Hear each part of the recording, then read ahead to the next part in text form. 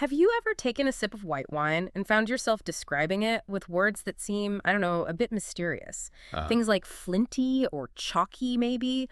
Or that really intriguing one, minerality. yeah, definitely. It's like some wines just taste of the earth they grew in, doesn't it? Exactly. It's almost as if you can taste the ground. I find it absolutely captivating. It is a real sensory puzzle, thinking how a liquid can evoke such a strong sense of place. Right, like deep geological history right there in your glass. Hmm.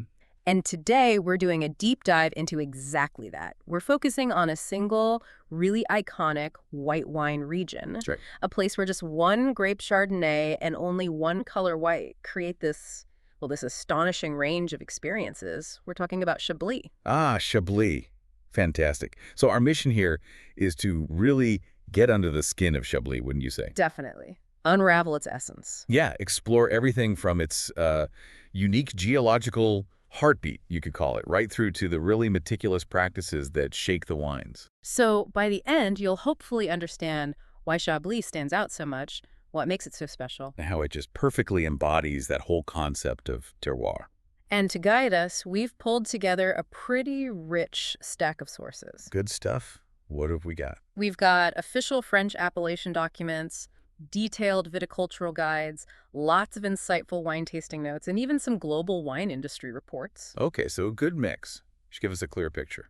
Hopefully the clearest, most fascinating picture. So let's try and unpack this Chablis thing. It's famous for these elegant white wines, Mm-hmm. but there's this kind of paradox, isn't there? It's all Chardonnay, it's all white wine, Cool. yet the diversity is incredible. How does that happen? Well, it seems simple on the surface, but yeah, it's fascinating how that one grape, Chardonnay, which people sometimes see as a bit of a blank canvas, Right. how it can express such a wide palette of characteristics when it's really deeply connected to its specific environment. And in Chablis, that environment is key. Absolutely. The focus there is entirely on still white wines made exclusively from Chardonnay B. Right. That single grape, combined with really unique set of natural factors and human factors too, unlocks this amazing depth. Okay, so let's dig into that specific environment then. What's the secret sauce, geologically speaking? What's under the vines? Right. So Chablis isn't just one town. It's a collection of hills in an area called the Exogyra, which is part of the bigger Paris basin. Okay. It borders the Sarine Valley in the Yonne department. We're talking about maybe 17 communes like Bain, Chablis itself, Courgis. Uh-huh. But here's the really cool bit. The vines aren't just growing on regular soil. They're rooted in what's essentially an ancient fossilized seabed. Wow, a fossilized seabed. Seriously. What does that actually mean for the soil itself? It means we're dealing with very specific geology. The most famous is the Marnes à Exogyra virgula. Okay, sounds technical. It does, but it basically just means compact, clay-rich limestone. But it's absolutely packed with these tiny, comma-shaped oyster fossils. Little fossil oysters. Yeah, from the Upper Jurassic period. Millions and millions of years old. And this isn't just some random detail. It's like the heart of Chablis' unique character. Okay. Below that marl, you've got other limestone layers too, like calcarea, astartes. But the key thing is all Chablis soils are calcareous, high in limestone. Right. Often quite lean, stony, drains well. But then they get richer in clay, where that marl is thicker on the slope. Though it varies a bit. Exactly. And how thick the stony topsoil is over that impermeable marl also affects drainage and, importantly, how much warmth the soil retains. It forces the vine roots to dig really deep. So that struggle, that deep digging, helps define the wine. Makes sense. What about the weather? I always hear Chablis as well, pretty chilly. That's spot on. The climate is officially oceanic, but it has these strong continental influences, meaning you get moderate, fairly regular rainfall, about 650 millimeters a year near Auxerre, so no big summer droughts usually. Yeah. But yeah, the average temperatures are cool, around 10.8 degrees Celsius annually. That is cool for growing grapes. It is. And the big challenge, year in, year out, is frost. High risk of winter frost, sure, but the critical one is spring frost, just when the buds are vulnerable. Constant battle for the growers, then. Absolutely, every single year. What does that battle and that specific environment actually look like? Is it just neat rows of vines everywhere? The landscape is actually really distinctive, very original, they call it. You see these large, kind of gently curving concave slopes covered in vines. Often they're sort of framed by a wooded limestone ridge at the top, and then lots of small valleys, often dry, cut through the hills. So the vines aren't just anywhere. No. Exactly. It means that the vines end up only on the best exposed slopes, hugging the contours of the land where they can get enough sun and drainage. It's a very sculpted landscape, really shaped by geology and, generations of growers figuring things out. Okay, I'm starting to picture it. And if we connect this all back, this unique soil, the Right. Kimmeridgian marl with the fossils, plus this challenging cool climate, well, that combination is strongly believed to be responsible for that distinctive minerality we find in Chablis wines. Right, that word again, minerality. Okay, let's nail this down. What does it actually taste or smell like? Because it can feel a bit abstract. It can, yeah. But our sources actually give us some pretty specific sensory markers to look for. Like? Okay, so aromas, think flint, like striking stones together. Oh. Or chalk dust, maybe wet earth after rain, even a hint of sea salt or oyster shell. Interesting. And on the palate, how does it feel? You might get a definite salinity, a saltiness, also a kind of mouth-watering acidity that makes you salivate. And texture-wise, maybe a chalky or stony feeling on the tongue, almost like, well, licking a wet rock. Okay, I can kind of imagine that. Overall, Chablis with strong minerality often comes across as quite austere, very dry, obviously with that vibrant acidity, and a finish that just lasts and lasts, kind of echoes. So it's not just a fancy wine term, there are real sensations. But what's the science? Is there consensus? Are we literally tasting limestone? Ah, well, that's where it gets interesting and a bit debated. Okay. Many people, especially growers, firmly believe it links directly to the minerals in the soil, calcium, magnesium, potassium, that the vine roots absorb. Makes intuitive sense. It does. But some scientific research suggests it might be more complex. It could also be influenced by certain organic compounds in the wine, things like thiols or terpenes, which create those flinty or gunflint notes. Right. And even specific winemaking choices can play a role. What we do know for sure is that the stony, relatively poor Kimmeridgian soil forces those vine roots to dig incredibly deep, searching for water and nutrients. That struggle again. Exactly. And that deep rooting generally leads to lower yields, fewer grapes per vine, but the grapes you get are highly concentrated. And that concentration definitely contributes to the intensity and that perceived minerality. It's a fascinating interplay, really. This focus on place, this almost struggle for character. Was it always like this? Or did someone specific help shape Chablis' identity way back when? Tell me about the history. Yeah, the history is crucial. If we look back, there were some surprising pioneers who really carved out Chablis' destiny. Okay. I mean, sure, Roman viticulture probably laid some ancient groundwork in Gaul, but the real development of Chablis as a renowned wine region, that kicks off in the 12th century. With the Cistercian monks from Pontigny Abbey. Ah, the monks. I always hear about monks and wine. They were absolutely pivotal in Chablis. Yeah. Seriously. They brought incredible discipline, meticulousness. They significantly developed viticultural techniques. And crucially, they were among the first to really identify and demarcate the concept of climats. Climats. Explain that. Basically, specific named vineyard plots, each recognized for having its own unique characteristics and potential based on the soil, the slope, the aspect. So they were mapping out the best spots even back then. Exactly. Incredible foresight. And this wasn't just academic. It boosted trade. They figured out how to get the wines down the Seine and Yonne rivers to Paris. Yeah. That really cemented Chablis' reputation early on. Wow. So monks as the original wine innovators, identifying plots that still define the region. Amazing. But I bet it wasn't all smooth sailing after that, was it? History tends to throw curveballs. Oh, definitely not smooth sailing. Yeah. Chablis has faced some major challenges. In the 19th century, phylloxera hit. Ah, the infamous vine louse. The very same. Tiny root louse nearly wiped out vineyards across Europe, including Chablis. The solution eventually was grafting the European vines onto disease-resistant American rootstock. That saved the region, but it was devastating. Okay, crisis averted. What next? Then came the 20th century. 2 world wars brought severe labor shortages, destruction, economic instability. Yeah. Really tough times. Yeah, hard to make wine then. Absolutely. And on top of those historical events, there's that persistent annual threat we talked about, spring frosts. That remains a major concern, something growers still battle every single year. Right, the frost. I can just picture a grower, middle of the night, freezing cold, watching the thermometer, hoping.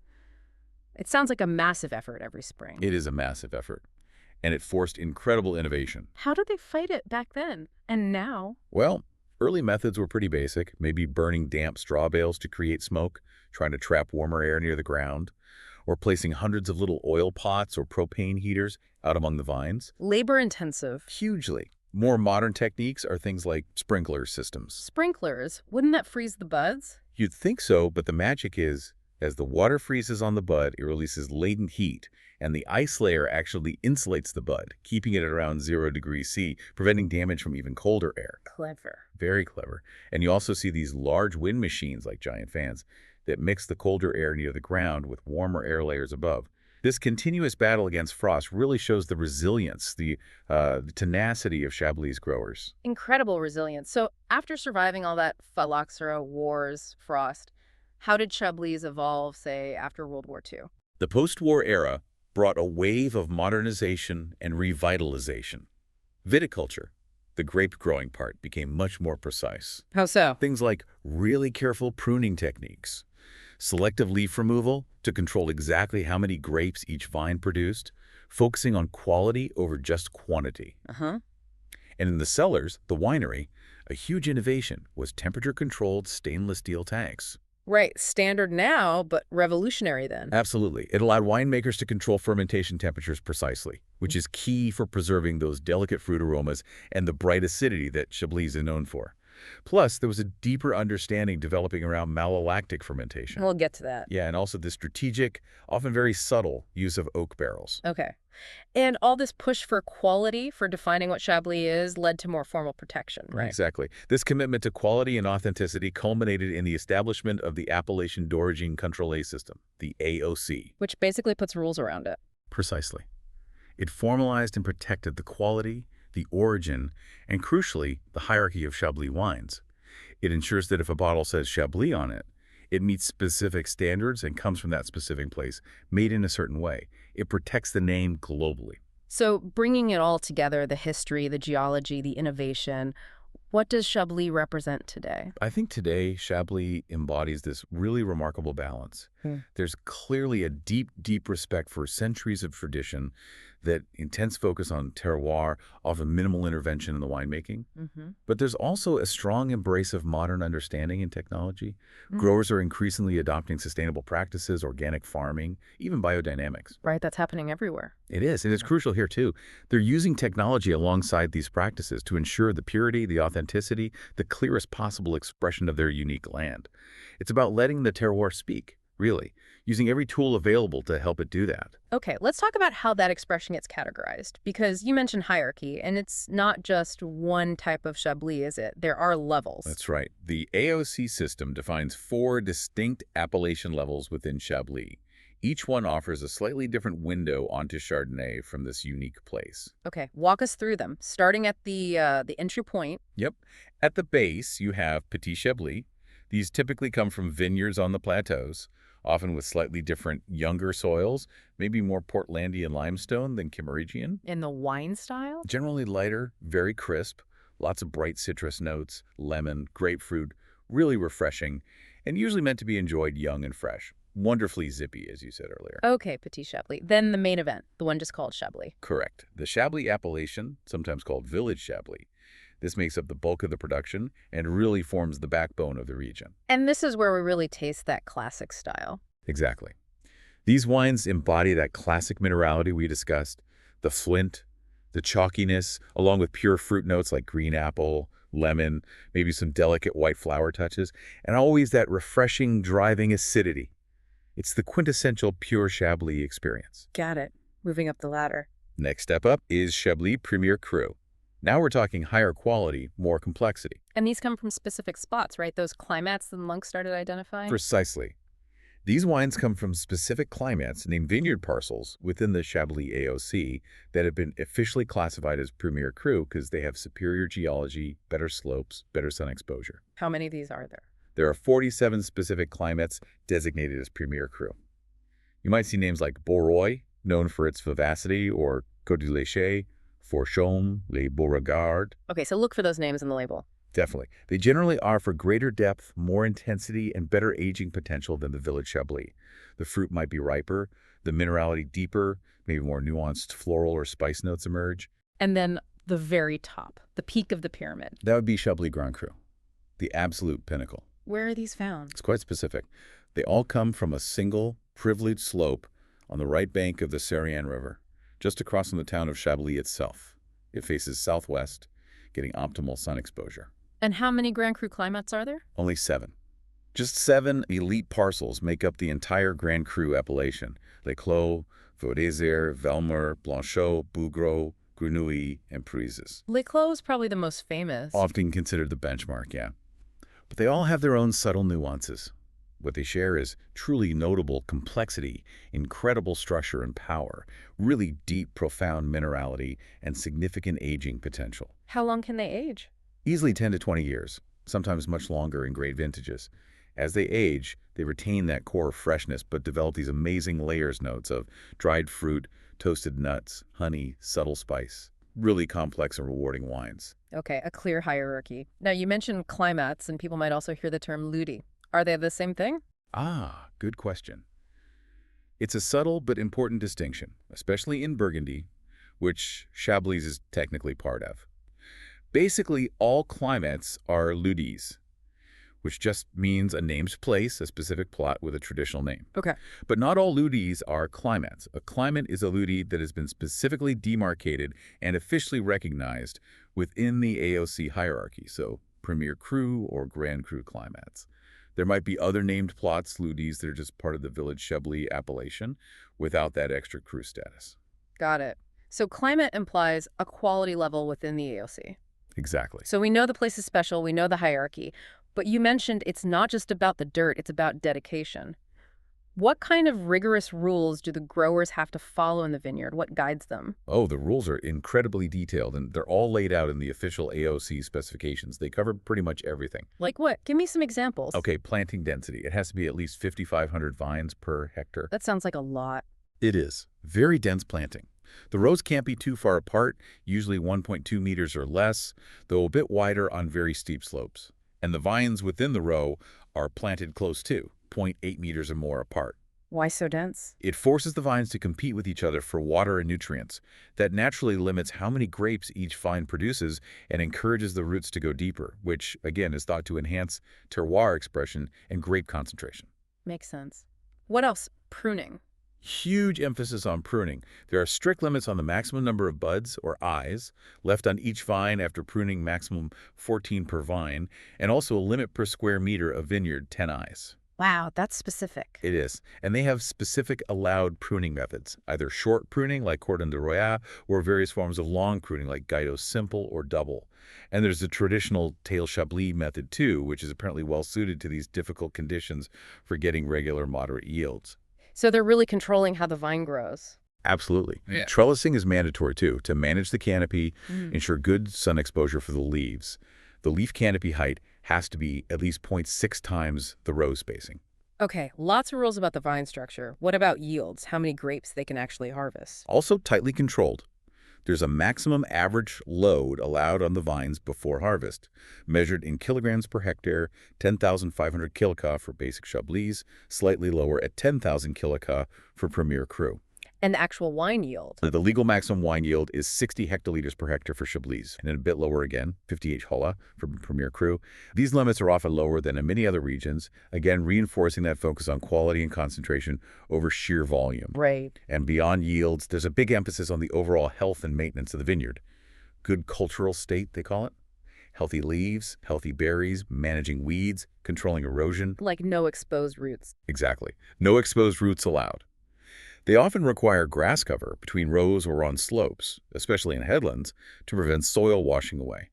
Big changes to the landscape shape are forbidden, apart from normal plowing. It seems like a lot of hoops to jump through. It is.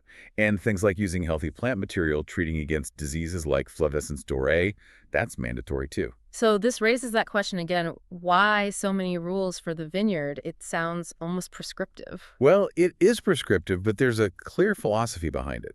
It's all about ensuring that the grapes arriving at the winery are the absolute best reflection of that specific Chablis terroir. It's about guaranteeing a certain baseline quality and style that is unique to Chablis. By controlling density, pruning, yields, and vineyard health so strictly, the rules aim to ensure the grapes have the potential to deliver that signature purity, acidity, and minerality. And one really key rule. Yes, crucial one. Irrigation is strictly prohibited in Chablis. The vines have to rely entirely on natural rainfall. Another way they ensure the vine roots dig deep and reflect the soil and vintage conditions. Wow. Okay, so intense dedication in the vineyard. Does that carry through into the cellar? What's the general winemaking philosophy? Is it all about letting the grapes speak, or is there more intervention? Maybe lots of oak. The general philosophy, overwhelmingly, is minimal intervention, especially for Petit Chablis and Village Chablis. The goal is purity, And how do they achieve that? primarily through the choice of fermentation vessel.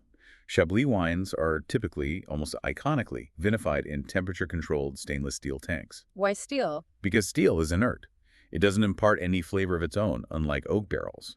So it preserves that crystalline fruit purity, the vibrant acidity, and the authentic mineral expression that comes from the vineyard without any wood influence masking it. Okay. What about malolactic fermentation? You mentioned it earlier. Does that happen? It can soften acidity and add buttery notes, right? It can, yes. Malolactic fermentation, or FML, where sharp malic acid is converted to softer lactic acid, is common in Chablis. It can add a bit of textural softness and complexity. But isn't Chablis known for high acidity? It is, and that's the balancing act. FML is very carefully monitored. In many cases, especially in warmer vintages or for styles aiming for maximum freshness, winemakers might choose to block it, either partially or completely, precisely to preserve that characteristic high acidity and minerality. It's a stylistic choice. They also forbid continuous presses, mandating gentler methods. Interesting. And there are limits on alcohol, too. Yes, maximum potential alcohol levels after any enrichment are set. 13% for Chablis, 13.5% for Premier Cru. And the temperature during aging must stay below 25 degrees CS.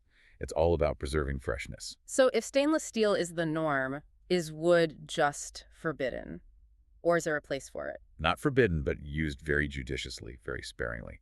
As I said, for Petit Chablis and most village Chablis, oak is generally limited or completely absent. That's key to their style. But for the higher levels, Premier Cru, Grand Cru. Exactly. For Premier's Crus, you might see some subtle use of oak, maybe a portion fermented or aged in barrels.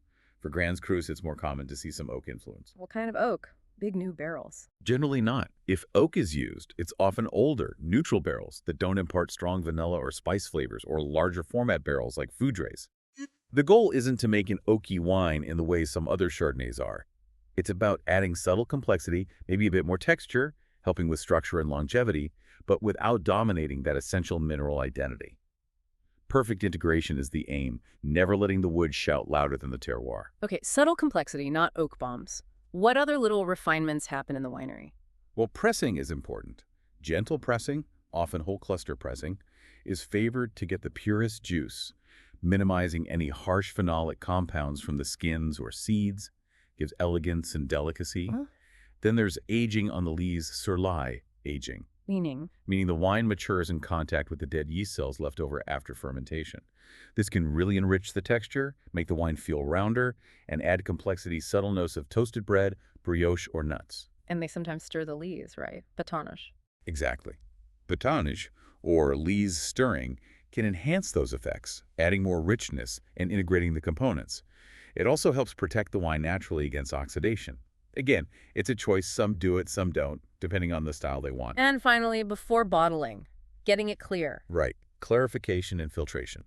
They need to remove any suspended particles to make the wine stable and visually bright. This might involve simple settling, decantation, or using fining agents, natural things like bentonite clay, sometimes egg whites or casein, which bind to particles and help them settle out. Does filtration affect flavor? It can, if done too aggressively. So there's a final filtration step, usually, mainly for microbiological stability, to ensure no unwanted yeasts or bacteria remain. But winemakers are generally careful here, wanting to preserve as much of the wine's character and texture as possible. Excessive filtration can strip desirable flavors and textures. So many decisions. It really sounds like the winemaker, the entomologist, plays a critical role. Absolutely. You could almost think of the entomologist in Chablis as a guardian of purity. Their role is to guide the whole process, making all those crucial decisions: fermentation vessel, temperature, managing FML, deciding on lees contact and stirring, clarification, filtration, all with the ultimate goal of highlighting that unique Chablis terroir and Chardonnay's unmistakable minerality in its purest form. Okay, so we've really zoomed in on Chablis. What does this deep dive tell us about Chardonnay more broadly around the world? Well, it definitely highlights Chardonnay's incredible adaptability, doesn't it? It's the most planted white grape globally for a reason, It can grow in many climates and really takes on the character of where it's grown and how it's handled in the winery. The diversity is just astonishing. And how does the Chablis style contrast with other really famous Chardonnay styles out there? I mean, I'm thinking of those, richer, maybe more obviously oaked Chardonnays that became popular historically, maybe from California or Australia. Exactly. That style, often opulent, buttery from malolactic, with noticeable vanilla and spice from new oak barrels, has certainly been prominent, although even that style is evolving quite a bit today, often towards more freshness. Right. Chablis offers a distinct counterpoint. Chardonnay defined by its linearity, its high acidity, its purity of fruit, and that driving minerality, typically without dominant oak. But beyond that simple contrast, Chardonnay expresses itself uniquely everywhere. Like where else? What did our sources mention? Well, take Brazil, for instance. You wouldn't necessarily think of it for cool climate Chardonnay, right? Tropical climate. Not really, no. But they found success by going to high-altitude vineyards, over 800 meters. This gives them significant day-night temperature swings, which helps preserve acidity. They use unique canopy management techniques, too. The result, Chardonnay is often showing more tropical fruit notes, but with good balance. And they make some really successful sparkling wines from Chardonnay, too. Wow, that's fascinating. A totally different expression. What about cooler climates outside France? England is a great example right now, with its cool climate and, interestingly, significant areas of calcareous chalky soils, quite similar to Champagne or even parts of Chablis. They're increasingly producing really high-quality sparkling wines, often Chardonnay-based, that are drawing comparisons to Champagne. And some impressive still Chardonnays, too, emphasizing freshness and acidity. Interesting. Any other surprising examples? Our sources mention Santorini in Greece. Now, Santorini is famous for its indigenous Assyrtiko grape, not Chardonnay. Right. But the concept it illustrates is directly relevant. Assyrtiko, grown in Santorini's unique volcanic soil, has this incredibly intense saline minerality. It's a powerful example of how a very specific extreme terroir shapes a wine's character, especially its mineral feel. That same principle applies to Chardonnay and Chablis, just with limestone instead of volcanic ash. Got it. Terroir-driven minerality. What about other places? Old world, new world. Sure. Germany is producing some lovely Chardonnays. Now often fresh, elegant, with really defined acidity, reflecting their cool climate zones. Portugal offers lighter, fresher styles, sometimes with just a hint of oak for texture. In the New World, think about South Africa. Areas like Hemelanard, with strong maritime influences, produce Chardonnays known for bright acidity and sometimes a distinct minerality too. The grape just takes on so many personalities. The diversity really is amazing. Okay, so for us listening, maybe we've been inspired to try Chablis or revisit it. How can we best appreciate that minerality we've talked so much about, and how should we serve it, pair it? Think about what's on your plate. How can Chablis make that meal better? Good questions. To appreciate the minerality, the key is really just to pay conscious attention when you taste. Swirl the glass, smell deeply. Are you getting any of those flinty, chalky oyster shell notes? Then take a sip. Notice the acidity. Is it sharp, mouth-watering? Notice the texture. Does it feel lean, stony, saline on the finish? Just consciously look for those sensations. Okay, pay attention. What about serving? Temperature? Glassware? Temperature is important. You don't want it ice cold, as that numbs the aromas. Slightly chilled is best, maybe 8-10 degrees C for Petit Chablis and Village. Maybe a touch warmer, 10-12 degrees C, for Premier and Grand Cru to let their complexity show. And glasses? For the unoaked styles, or those with just light oak influence, so most Petit Chablis and Village Chablis, a smaller, tulip-shaped white wine glass is ideal. It helps concentrate those delicate, pure aromas. Okay. But for the bigger ones, the Premiers, Grands Crus, maybe with some oak age? For those more full-bodied, complex, perhaps oak-influenced Chardonnays, you'll want a glass with a larger bowl, something like a classic Burgundy glass. That wider bowl allows for more aeration, letting the complex aromas open up, and helps you appreciate the richer texture. Makes sense. Now the fun part, food pairings. What goes well with that classic unoaked or lightly oaked Chablis? Think fresh, delicate flavors that won't overwhelm the wine. Classic pairings are things like oysters. Of course, that minerality is amazing with the brininess. The classic pairing. It really works. Also, fresh, delicate white fish, steamed, grilled, simply prepared. Things like sole, plaice, shellfish like crab, shrimp, scallops. The wine's acidity cuts through the richness and elevates their natural sweetness. What about cheese? Fresh goat cheese is fantastic, or simple mozzarella. Anything light and tangy works well. Okay, what about the more complex wines? The Premier Cru or Grand Cru, maybe with a bit more weight or subtle oak? Those can handle richer dishes. Right. Think lobster, maybe shrimp prepared in butter or a light cream sauce. Roasted chicken is great. Even lean pork cuts, perhaps with a creamy sauce or an apple-based sauce. The wine's structure and complexity can really stand up to those flavors. And cheeses for those. Here you can move towards semi-hard or aged cheeses. Things like Gruyere, Comté, maybe even a good aged cheddar or Parmigiano Reggiano can be wonderful, especially with an older Chablis that has developed some nutty notes. The complexity matches. And, some people even talk about pairing late harvest or slightly richer Chardonnay styles, though maybe not classic Chablis, with certain blue cheeses, an audacious but potentially great match. Interesting. And if we're looking for vegetarian options. A really sophisticated match for a complex, perhaps lightly oaked Chardonnay Premier Cru, maybe, is mushroom risotto, especially if you use flavorful mushrooms like porcini, or even better, add a touch of truffle. The earthy notes in the dish just resonate beautifully with the complexity and minerality of the wine. That sounds delicious. Okay, so we understand the wine, how to enjoy it, but you mentioned all those rules earlier, the AOC system. Behind every bottle, there's this whole structure. What's the bigger picture globally? How do regulations differ? It's a really interesting contrast, broadly speaking, between the Old World and the New World approach to wine law. How so? In the Old World, places like France with its AOC system, Italy with DOCG, Spain with DO, there's generally what they call a primacy of terroir philosophy. The rules are often incredibly detailed, specifying not just the geographical origin, but also permitted grape varieties, maximum yield limits, minimum alcohol levels, sometimes even specific viticultural practices or winemaking techniques. Like we saw with Chablis. Exactly. It's all designed to guarantee authenticity, typicity, that the wine truly represents its origin and meets certain quality standards associated with that name. The INAO in France, the National Institute of Origin and Quality, is the key body overseeing all this. Okay, that's the Old World. What about the New World? Places like the US, Australia, South Africa? The New World approach tends to focus more heavily on geographical designations. Think American Viticultural Areas, AVAs, in the U.S., or the Wine of Origin, WO system in South Africa. These define where the grapes were grown. But not so much how the wine was made. Generally, yes. There are usually fewer restrictions on things like grape varieties allowed, yield limits, or specific winemaking methods within those defined areas. There's often more emphasis placed on the producer, the brand, and allowing for stylistic innovation, rather than strictly enforcing a traditional regional style. It's just a different philosophy, really. And Chablis producers, they definitely fall under that strict French system. Are they subject to a lot of checks? Oh, yes, absolutely. To ensure compliance with all those detailed AOC rules, they face both internal controls, often organized by their local interprofessional body like the BIVB in Burgundy, and external controls from independent certification bodies like Secocert or Certipac. Okay. Plus, they have to submit detailed declarations throughout the process, harvest declarations, stock declarations, transaction records. It's a highly regulated system designed to protect the integrity and reputation of the Chablis name.